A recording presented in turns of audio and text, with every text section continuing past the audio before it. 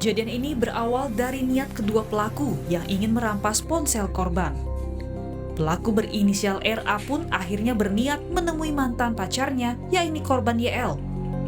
YL pun tak menyangka pertemuannya dengan RA adalah petaka hingga berujung maut bagi korban. Saudara, di rumah inilah seorang mahasiswi di kota Binjai yang dibunuh oleh sepasang kekasih. Hanya karena masalah ponsel, pelaku tega membunuh korban dengan sadis. Lantas, adakah motif lain dari kasus pembunuhan ini? Ikuti terus penelusuran kami. Tim gelar perkara pun bertemu dengan saksi mata saat kedua pelaku akan membuang jasad korban. Menurut penuturan saksi, kedua pelaku akhirnya tertangkap karena kecurigaan warga yang hendak membawa jasad korban untuk dibuang. Pertamanya, kami baru pulang dari ngantar teman ke terminal Duren Lingga. Baru pulang dari situ, di pertengahan jalan kami di-stop sama mereka. Stop, bahwasannya dia minta tolong, si korban itu sakit. Minta tolong mau bawaan ke atas lah, mau berobat. Terus dia minta tolong dorongi keretanya. Terus si korban itu naik ke becak. Pertamanya kami nggak tahu bahwasannya itu mayat. Ya, kami bawa ke atas karena mau berobat. Sampai pesantren kami tanya, "Bang, kemana ini bang?" "Udah terus saja," katanya. "Nanti ada gereja samping masjid." Kami terus saja lah. Udah sampai Tengkolan ada gereja sambil masjid. Kami tanya lagi, "Ini mau kemana bang?" "Udah terus saja," katanya. "Nanti di atas ada PT." Disitulah lewat jembatan lah sikit katanya, lewat jembatan sikit. Saya udah curiga karena kecurigaan saya berhentikan becaknya itu ke warung kopi. Saya tanya sama warga mau nengok mukanya nggak dikasihnya. Katanya nggak usah bu, dia sakit katanya. Dia sakit, mukanya ini hancur katanya, mau berobat ke atas katanya jatuh. Warga udah bilang gini, kakinya kok pucat katanya. Kakinya pucat, katanya. Ini udah meninggal ini katanya. Udah kalian bawa aja turun ke bawah katanya. Di simpang itu ada kantor polisi. Bawa ke bawah lah. Sampai pertengahan jalan, dia bilang kayak gini. "Udah dek, kalau misalnya kita pening-pening, kita buang aja ke atas," katanya. "Kita buang aja di semak-semak nih," katanya. "Daripada kerjaan kita," katanya. "Ya kok kayak gitu bang," katanya. "Ya nanti kan adek juga yang kena," katanya.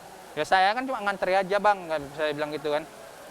Sampai ke bawah, ada jumpa warga lah. Itu bawa aja kantor polisi lah. Situ kejadiannya kalau bawasannya dia bawa mayat kak. Saya ketahui di atas itu banyak jurang dan sungai kak. Rumah penduduk pun sepi. Mungkin saya curiganya situ mau dibuang mayat itu mau ke atas gitu, mau buang di atas. Saya langsung dipres abang itu, pertama dia nggak ngaku, katanya dia mayat itu jumpa di Rambung, di Simpang Keramat. Katanya dia baru pulang ngeband mau makan siang, terus ada rame-rame laki-laki 10 orang, perempuan 2 orang katanya. Dia minta tolong bawakan mayat ini ke Tanjung Jati di atas katanya. Tim gelar perkara pun mengkonfirmasi kebenaran dari modus pelaku yang tega membunuh korban hanya karena ponsel. Polisi membenarkan jika kedua pelaku awalnya panik saat korban teriak meminta tolong hingga akhirnya membunuh korban. Tidak membawa mayat tersebut membuang di daerah Namukur, namun kereta yang digunakan oleh pelaku sempat mogok dan meminta bantuan yang ada orang yang melewati tempat tersebut untuk membantu mendorong kereta tersebut, namun kereta tersebut tidak bisa didorong. Jadi akhirnya kecurigaan masyarakat tersebut memberitahukan kepada polsek terdekat. Untuk motifnya sendiri, apa tuh Pak motifnya? Untuk motifnya, kedua pelaku ini awalnya berniat sehari sebelumnya untuk menguasai barang-barang berharga milik korban seperti handphone dan sepeda motor yang ada pada korban tersebut. Bahwa memang pelaku hendak memiliki barang seperti yang kalau kita bilang bisa cepat dijual seperti ponsel dan sepeda motor. Bagaimana akhirnya pelaku bisa tertangkap oleh pihak kepolisian?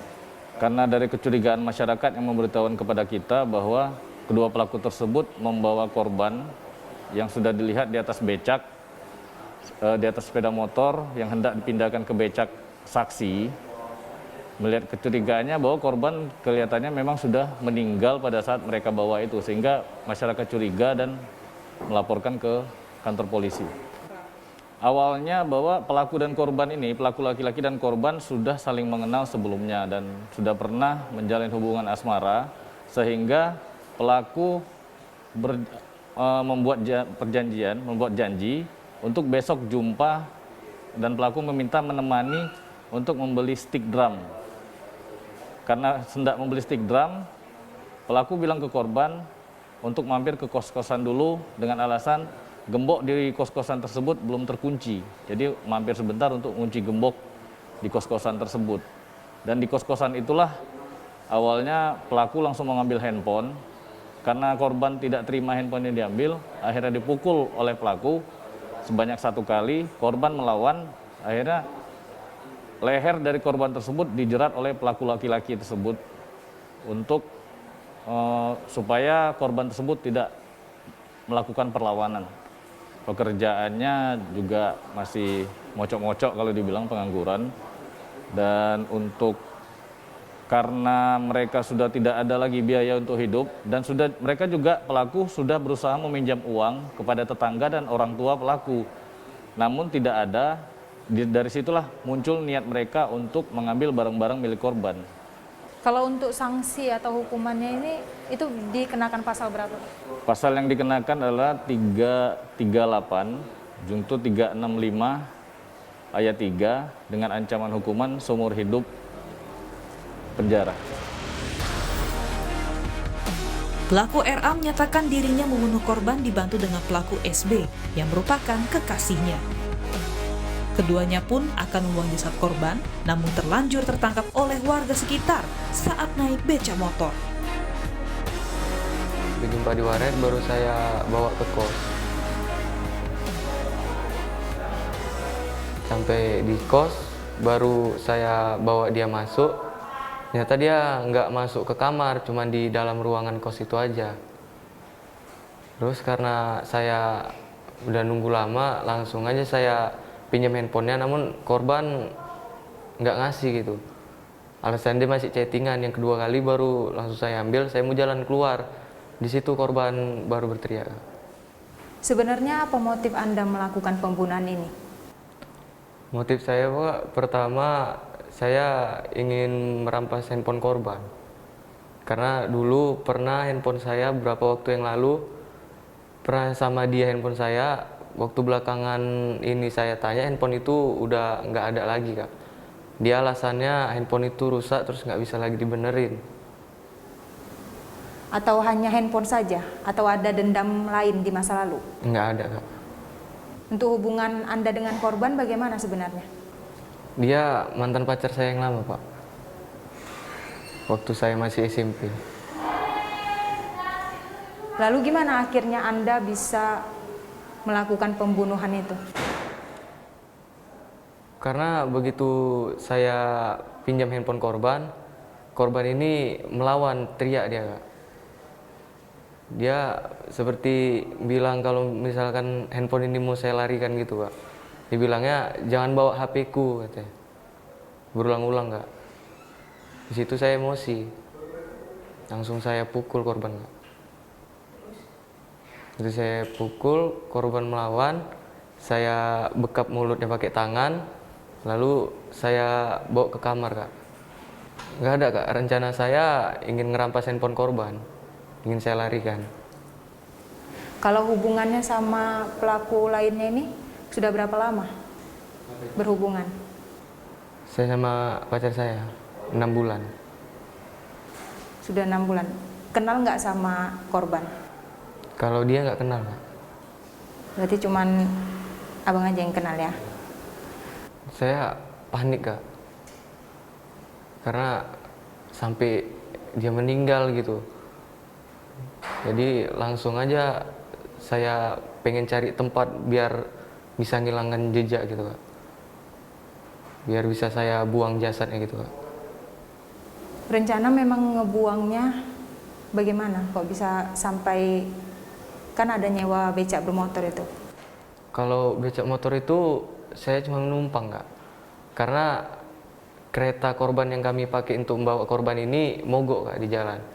Jadi saya berhentikan becak santri yang lewat di jalan itu, Begitu lewat, kami naikkan korban ke dalam becak, baru kami jalan ke daerah lebih jauh lagi.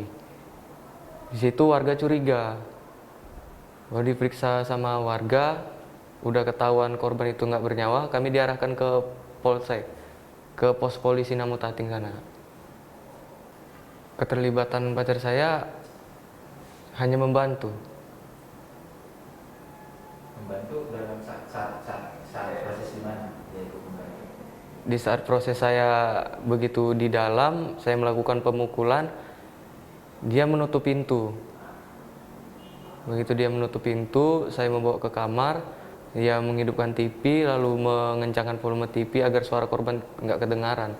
Lalu dia keluar, begitu dia keluar, dia ngeliat situasi, di situ saya melilit leher korban pakai kabel lampu tumbler, lampu hias. Nggak kami rencanakan, karena udah panik aja gitu. Kriminolog Universitas Sumatera Utara Mahmud Mulyadi mengutarakan, faktor kurangnya ekonomi seseorang bisa menjadi salah satu penyebab terjadinya pembunuhan.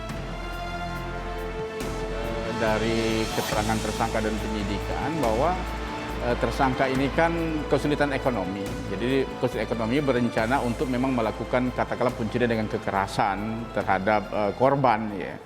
Nah kemudian rupanya korban panik, teriak, panik, akhirnya muncullah pembunuhan. Nah dari sisi kriminologi kalau kita lihat ini kan faktor penyebab ya. Kalau kejahatan-kejahatan yang sifatnya perampokan, kemudian juga pencurian dengan kekerasan atau pencopetan itu selalu berkaitan dengan ekonomi. Karena kondisi ekonomi kita mungkin karena kondisi hari ini juga lagi sulit ya. Beberapa kasus juga yang terjadi itu kalau dia street crime itu memang dia terkait dengan ekonomi. Berbeda dengan kalau persoalan pembunuhan itu yang sifatnya pembunuhan murni. Pembunuhan murni itu biasanya orang yang kenal, ada motif balas dendam. Kalau dia berencana kemungkinan memang sudah direncanakan terlebih dahulu. Katakanlah perampokan atau pencurian dengan kekerasan yang mengakibatkan kematian. Ya, tapi sangat miris ya, masalah sepele tetapi akhirnya mendatangkan kematian. Ini juga yang perlu juga menurut saya perlu kita waspadai gitu. Kalau pada kasus ini kan korban itu kan pelaku itu sudah kenal sama korban bahkan mantan pacar ya. Nah tentunya juga tetap harus berhati-hati dengan orang-orang lama, kemudian apalagi yang tidak tahu kabarnya misalnya, tentunya kewaspadaan untuk melihat maksud. Kalau seandainya dibawa ke kos dia ya juga seharusnya ditolak kan gitu. Apa sih kepentingannya? Kan sekarang lewat media juga kita bisa tanya apa sih kepentingan dia atau mengajak teman karena kita tidak tahu apa lagi motivasinya kan begitu. Jadi tetap waspada. Kedua memang street crime juga sering terjadi di jalanan ya, hati-hati di jalanan. Kalau tidak penting keluar ya jangan keluar, apalagi di musim Covid ini juga harus menahan diri dan juga minimal harus berteman karena kita dengan kebutuhan ekonomi kita tidak bisa mengelaknya karena akan pasti bermunculan berbagai kejahatan yang sifatnya street crime. Itu yang menurut saya yang harus kita tetap waspadai. Masyarakat umum juga harus ada tamu di rumah juga harus ditanya persis ya, jangan sampai ini langsung membuka pintu. Ya kita bukannya kita tidak mau menerima tamu tapi kewaspadaan itu penting. Disebabkan terhimpit ekonomi, Rian dan kekasihnya tega merampas ponsel Yuliza hingga korban meregang nyawa. Meskipun pelaku mengaku hanya berniat mengancam tanpa membunuh, namun kini ia harus mempertanggungjawabkan perbuatannya. Mereka diancam hukuman penjara selama 15 tahun. Dari kasus ini kita belajar agar tetap mengontrol emosi dalam melakukan tindakan apapun, agar tidak menjadi penyesalan. Asri Kartika, Roganda Malau, Kompas TV, Medan, Sumatera Utara.